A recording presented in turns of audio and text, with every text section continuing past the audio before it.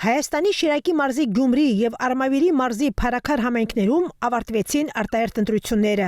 Հայաստանը անընդհատ փորձում է ներկայանալ որպես ժողովրդավարական երկիր, սակայն ընտրությունների ընթացքում տեղի ունեցած խախտումների մասշտաբները ևս մեկ անգամ ցույց տվեցին, որ դա հեռու է իրականությունից։ Կուլմինացիան ընդդիմադիր դաշինքի առաջնորդներից մեկի առևանգնումն էր, որը անշուշտ չի համապատասխանում ժողովրդավարությանը, մարդու իրավունքների և տարրական իրավական նորմերին։ Ես ուզում եմ արձանագրել, որ այն ինչ որ տեղի է ունենում Մարտուն Գրիգորյանի հետ, ակնհայտորեն ցույց է տալիս, որ իշխանական ուժերը անհանգստացած են Գյումրու ընտրությունների արդյունքներով եւ Մարտուն Գրիգորյանի դեմ իրականացված ընտանեկան այս արշավը ոչ այլ ինչ է, քան ուղիղ քաղաքական հրահանգ, քաղաքական հետապնդում իրականացնել տեխնացուի նկատմամբ, որպեսզի ջլատեն նրա ուժերը եւ հնարավորություն չլինի նրա հաղթանակի ապահովման համար։ Հենց Նիկոլ Փաշինյանի թիմակիցները ամեն առիթով, ամեն հարմար կամ անհարմար առիթով իրենց պատերին դնում էին, իրենց հայտարարություններում արծարծում էին թեմաներ, որոնք ուղիղ ընտրակաշառք էին, շատ ուղիղ։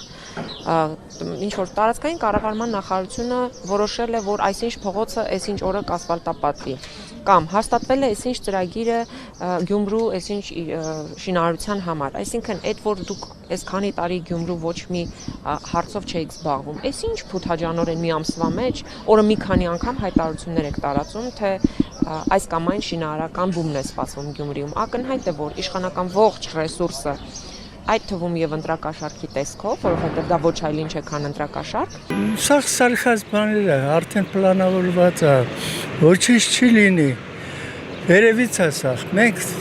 խաղալիք ենք, նրանց համար խաղալիք ենք։ Իսկ ով կանցնի ձեզ։ Կանցնի անպայման իշխողը։ ՔՊ-ն։ Հա։ Քաղաքացիական պաշտպանություն,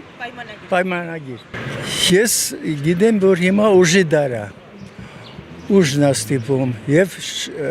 կաշառքը տարածված է, համատարած է, դա է։ Եթե ուժով չեն կարողանում, կաշառքով չեն կարողանում, ուրեմն ուժով, զորով, կամ այդ մարդուն շարքից հանում են, կամ պարտադրում են, որ հրաժարվի։ Եվրամիությունը, որը սիրում է այլ երկրներին ժողովրդավարության և մարդու իրավունքների մասին դասախոսություններ կարդալ, չգիտես ինչու լռում է Հայաստանում ժողովրդավարական սկզբունքների և մարդու իրավունքների խախտումների մասին, ինչը ևս մեկ անգամ ցույց է տալիս Եվրամիության երկակի ստանդարտների քաղաքականությունը։ Իհարկե, Գյումրիի և Փարաքարի թիմ ընտրությունների արդյունքները թույլ չեն տալիս վստահորեն կանխատեսել հաջորդ տարի Հայաստանում կայանալիք խորհրդարանական ընտրությունների ընթացքը։ Սակայն արդեն հստակ կարելի է ասել, որ չնայած Նիկոլ Փաշինյանի և նրա կուսակցության վարկանիշի անկմանը, նրանք շարունակում են մնալ երկրի առաջատար քաղաքական ուժը։